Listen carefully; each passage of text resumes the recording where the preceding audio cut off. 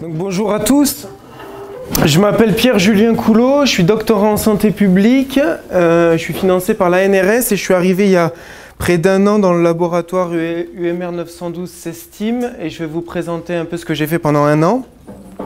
Donc je travaille sur un projet qui s'appelle CoMSM, j'en discuterai deux mots juste après. Et le titre de mon intervention, donc préventive, VIH, auprès des hommes ayant des relations sexuelles avec les hommes, donc HSH en français, en anglais c'est MSM pour Men Who Have Sex With Men.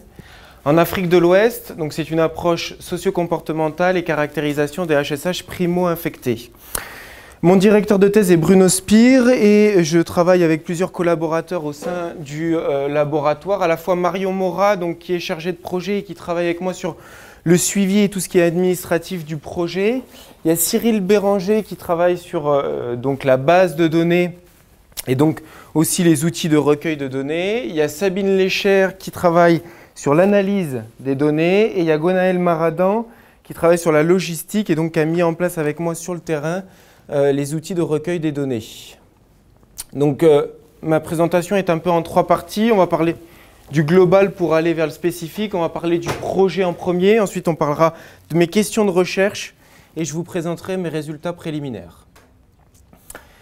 Donc, le projet d'étude, il s'appelle CoMSM. Vous avez le logo ici en haut à gauche. Co-C-O-H, ça veut dire cohorte. Donc, c'est un suivi de patients MSM. Le titre, c'est Prévention de l'infection par le VIH chez les hommes qui ont des relations sexuelles avec d'autres hommes en Afrique subsaharienne. Et l'objectif de ce projet, c'est de regarder la faisabilité et l'intérêt d'une prise en charge globale, préventive et trimestrielle. Donc là, il y a trois choses à retenir. Global, ça veut dire à la fois prévention et prise en charge. Préventive, ça veut dire que c'est surtout des HSH séronégatifs. Et trimestriel, ça veut dire que le suivi est tous les 3 mois.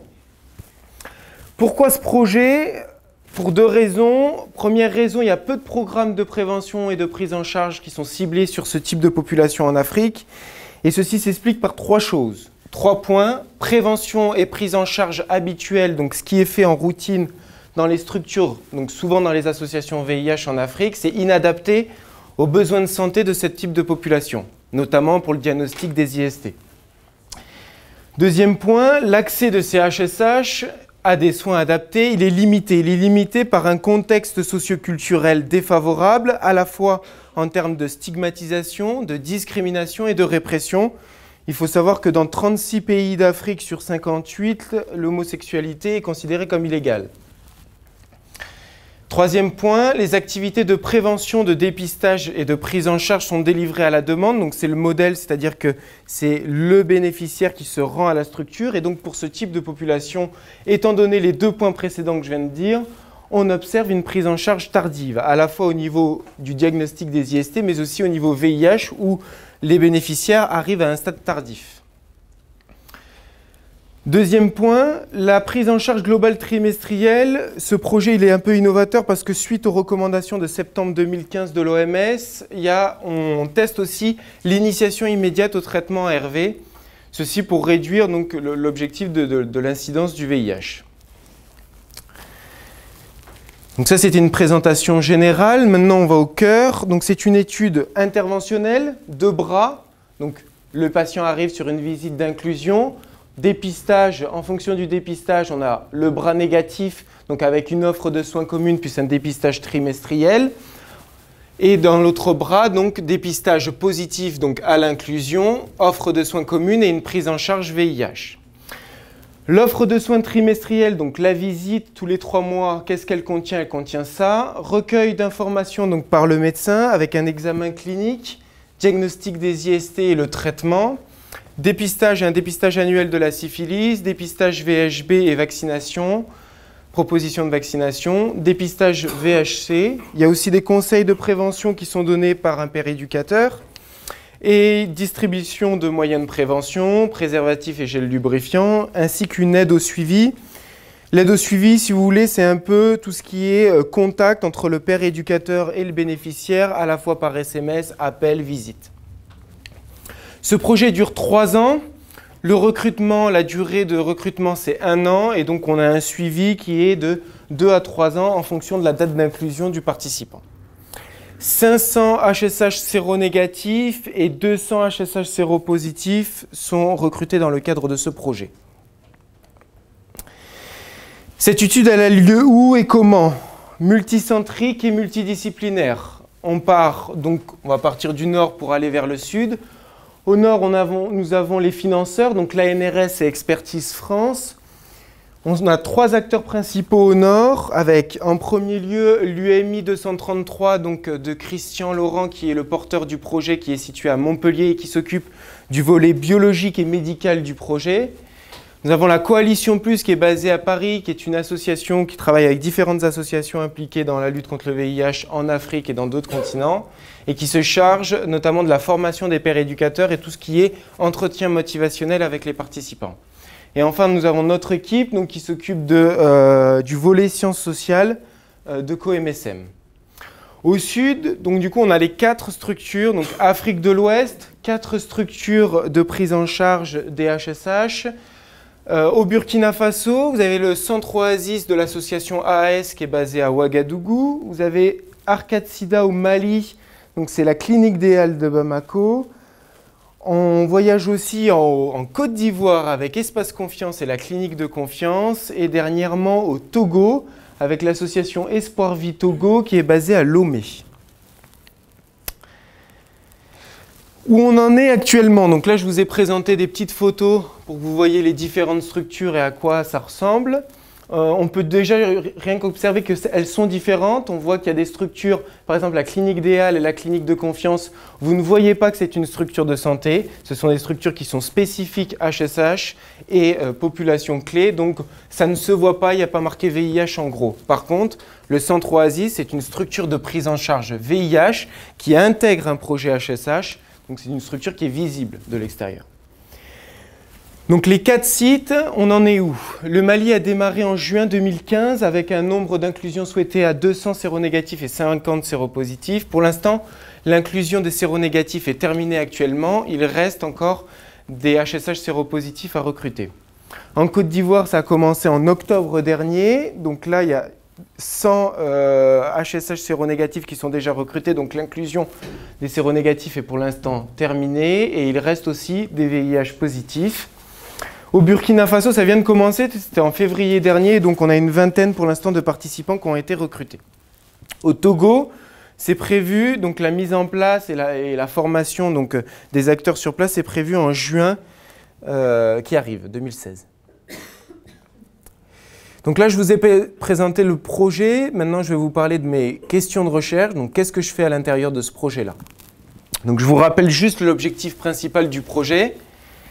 Et donc, moi, je vais m'intéresser à 2 gros volets. Le premier, c'est d'évaluer un peu l'impact de cette prise en charge trimestrielle à visée préventive sur les comportements et les pratiques sexuelles des HSH au cours du suivi. C'est-à-dire, est-ce que finalement, cette offre de santé, elle, a un impact sur les comportements ou pas? Et donc, ce sera une approche plutôt quantitative. Et un deuxième objectif qui est d'évaluer la rétention dans le soin, c'est-à-dire le fait que les personnes adhèrent à l'offre de santé, donc en matière de VIH-Sida. Et ça, ce sera plutôt une approche qualitative. Donc, ces 2 approches, comment ça se passe en gros sur le terrain et qu'est-ce que je fais? Eh bien, moi, je fais tout ça à la fois et je regarde tout ça à la fois.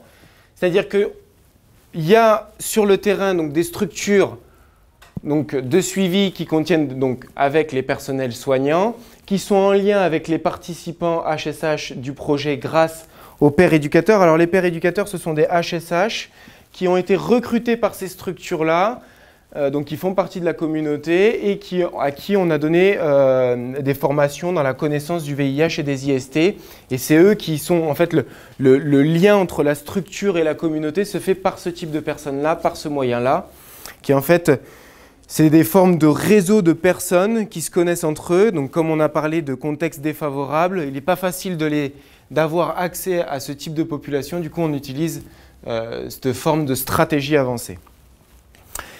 Donc, structure, pairs éducateurs, participants, les données sont recueillies à ce niveau-là par des assistants de recherche que j'ai formés donc, sur le terrain, à la fois quantitatifs et qualitatifs, qui recueillent les données et qui nous envoient les données donc, ici donc, pour le volet sciences sociales à Marseille, où Cyril les récupère dans sa base de données, Et donc, il y a un suivi, bien sûr, qui est fait à ce niveau-là. Il y a des contrôles et des vérifications qui sont faites ici. Ensuite, une fois que la base de données, une fois que la donnée elle arrive ici, elle est analysée par Sabine. Et une fois que Sabine et moi nous échangeons sur l'analyse, après, on essaie de faire des rédactions, des publications en vue, donc bien sûr, d'accentuer le plaidoyer auprès des décideurs à la fois nationaux, internationaux et gouvernementaux si possible, sur la question des HSH. La méthodologie quantitative, donc du coup, évaluer l'impact de la prise en charge trimestrielle. 3 points essentiellement qui vont être regardés. L'accessibilité de la prise en charge globale, la perception du risque de transmission VIH, notamment dans le cas des séronégatifs, et de caractériser un peu ces profils de HSH qui adhèrent à l'offre de santé globale, donc qui viennent régulièrement tous les 3 mois. La méthode, donc c'est des questionnaires socio-comportementaux qui sont administrés donc en face à face par un assistant de recherche quantitatif. Donc il y a différents types de questionnaires. Des questionnaires d'inclusion, donc avec une passation qui a lieu au moment de l'inclusion à M0 et 3 mois après à la visite M3. Et des questionnaires de suivi qui sont faits tous les 6 mois, donc à partir de M6, M12, M18, M24, M30, M36. Qu'est-ce qu'il y a dans ces questionnaires? Qu'est-ce qu'on pose comme question? Donc là, je vous ai petite description des modules avec donc questionnaire d'inclusion à M0, des questions sur la vie sexuelle pour regarder les comportements à risque, pour regarder les stratégies et les moyens de prévention.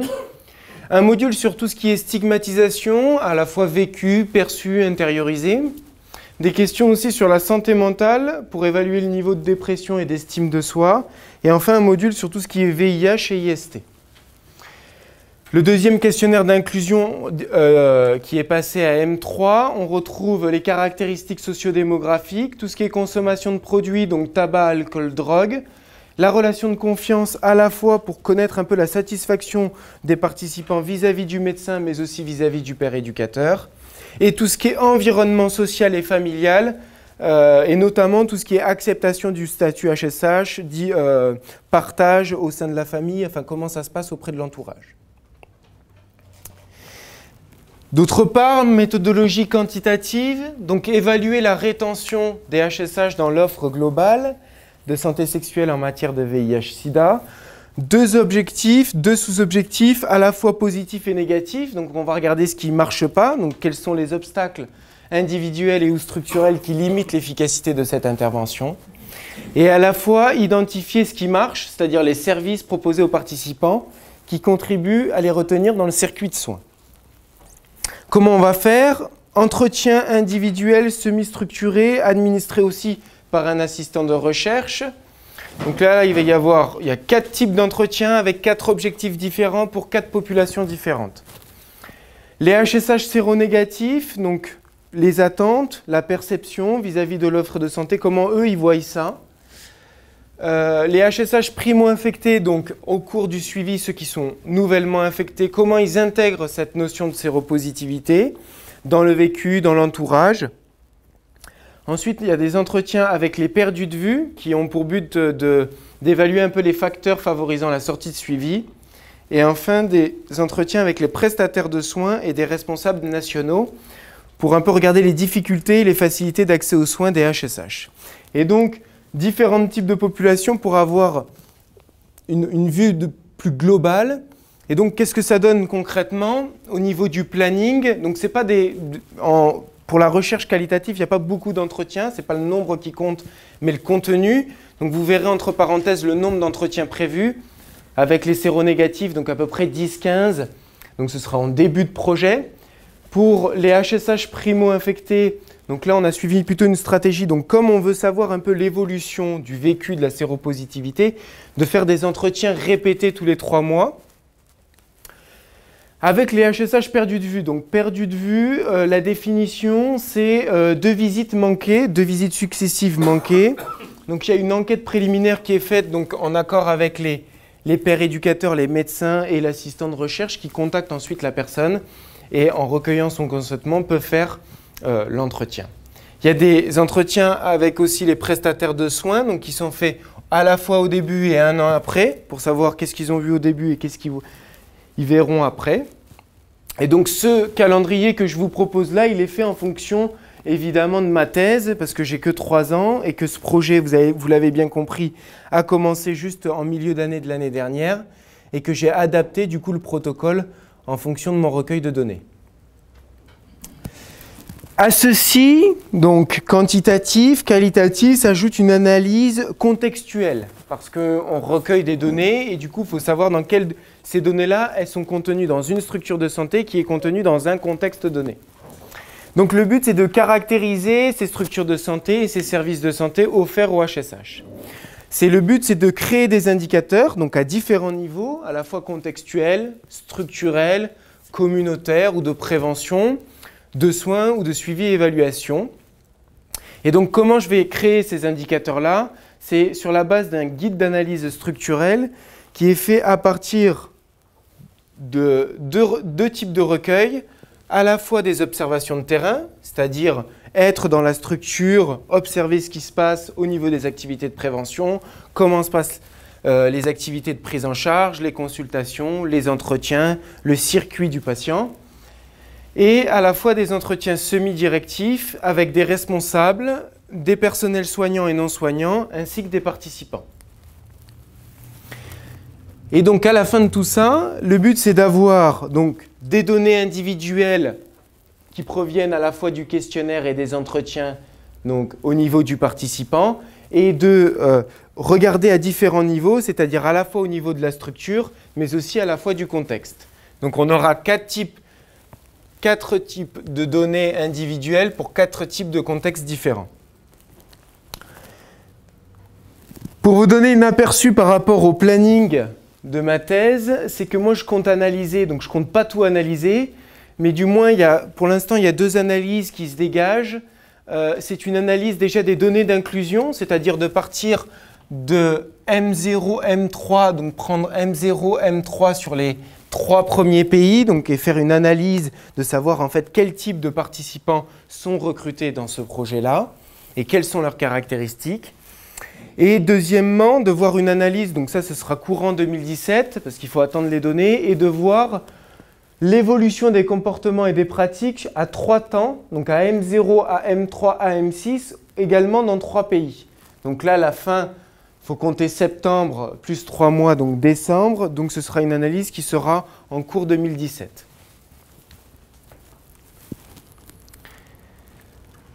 Je vous présente maintenant les résultats préliminaires. Il y a eu une soumission, on a soumis un abstract en vue de la conférence de Durban en juillet prochain.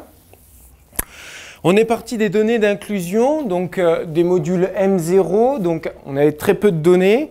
Vie sexuelle, santé mentale et discrimination, c'était les modules qu'on a explorés. Dans quel contexte on se situe? On se situe dans un contexte où donc, ce projet COMSM a fait l'objet d'un contrat d'initiation où ils ont montré, donc l'étude a montré qu'il y avait une incidence de 3,4 en termes de VIH dans cette population. Et nous, on s'est posé la question que, ok, donc on sait que c'est une population à risque, mais est-ce qu'à l'intérieur de ce pool, est-ce qu'il n'y a pas des profils où le risque est encore plus élevé, ce qui pourrait expliquer des taux d'incidence plus élevés? Du coup, on s'est posé cette question-là, et la deuxième question qui suit, c'est de savoir quels sont les facteurs qui expliquent ce type de profil. En termes de méthodologie, on est parti donc sur une analyse univariée, puis une analyse multivariée grâce à une régression logistique. La population d'études, donc on avait un effectif de 242 participants, majoritairement au Mali, avec 168, et en Côte d'Ivoire, avec 74 participants. Les profils à risque élevé, on les a définis selon 3 critères. Le premier critère, c'était d'être HSH séronégatif, ayant plusieurs partenaires sexuels, donc déclarant plusieurs partenaires sexuels au cours des 6 derniers mois, avoir eu un rapport sexuel anal réceptif non protégé et ne pas connaître le statut VIH des partenaires sexuels. Et à partir de cette définition, du coup, en fonction de l'effectif de 242, on retrouve que 16% de notre échantillon présente un profil à risque élevé. Donc quand on regarde l'analyse univariée, qu'est-ce qu'on voit? Donc avec les différentes variables donc sur le vécu de l'homosexualité, donc il n'y a pas de différence significative au niveau de l'identité sexuelle, au niveau de l'identité de genre, au niveau de l'attirance sexuelle, non plus au niveau des pays. Au niveau de la vie sexuelle et des partenaires, là on a retrouvé des choses significativement, au niveau des différences significatives, notamment sur la recherche de partenaires sur Internet. Donc les participants qui recherchaient des partenaires sur Internet au cours des 6 derniers mois avaient une différence, donc il y a une différence significative entre ces deux groupes. Le fait d'avoir aussi un rapport sexuel avec plusieurs partenaires en même temps au cours des 6 derniers mois a montré une différence significative entre ces deux groupes. Et aussi la question du partage du statut VIH avec les partenaires. Au niveau du module sur la santé mentale et la discrimination, on peut voir donc des différences significatives entre ces deux groupes, entre estime de soi, dépression, donc faible estime de soi, donc est significativement associé à un profil à risque élevé. Pareil pour la dépression, dépression sévère, dépression modérée, et tout ce qui est stigmatisation. Donc stigmatisation au cours de la vie perçue et intériorisée n'a pas montré de différence, mais par contre vécue au cours des 6 derniers mois. Donc à partir de cette analyse univariée, donc on a sélectionné les variables qui étaient corrélées avec la variable dépendante à un seuil de 20% pour faire une analyse multivariée. Donc le modèle choisi final, ça a été celui-ci, où on a montré que les facteurs explicatifs de ce profil à risque élevé pouvaient être donc l'identité de genre et donc ne pas se définir comme un homme, tout ce qui est recherche de partenaires sur Internet, la faible estime de soi, tout ce qui est le fait d'être dépressif, d'avoir des épisodes dépressifs, et tout ce qui est la variable stigmatisation intériorisée. Ceci pour conclure en disant que, pour les premières analyses, que 16% des HSH séronégatifs qui sont recrutés dans cette cohorte présentent un profil à risque élevé, que les facteurs explicatifs pour l'instant avec l'échantillon et l'analyse qu'on a faite, on en est avec une faible estime de soi, dépression élevée, stigmatisation intériorisée élevée et l'identité de genre, donc le fait de ne pas se définir comme un homme, sont des facteurs explicatifs. Il n'y a pas de différence significative entre les pays, mais en même temps on a comparé juste Mali avec Côte d'Ivoire. Et donc en termes de recommandations, ce qu'on a écrit, c'est de dire que l'intégration pour les programmes de prévention, l'intégration des questions d'identité est vraiment une interrogation à voir et que l'impact du contexte socio-culturel à la fois au niveau psychologique et à la fois au niveau du vécu du participant par rapport aux épisodes discriminatoires ou tout ce qui est stigmatisation, ça va un impact sur les comportements et les pratiques sexuelles à risque élevé. Et puis je vous remercie de votre attention que vous m'avez accordée. Puis je termine en vous montrant quand même les gens avec qui je travaille sur le terrain. Voilà.